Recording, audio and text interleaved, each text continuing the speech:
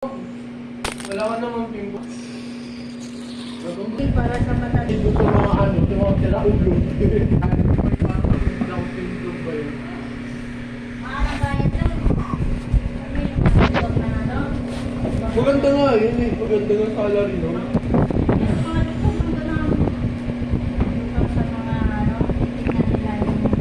Kung gano'n, hindi dapat si Iyon dapat mag-aaral siya ng psychology. So, hindi ko pa alam kung ano yun eh. Pero, Ayaw mo pumunta sa pool. Huwag galing ang parang laro mo yung ano, yung pag mayaman, mayaman ka na. ang ginagamit ko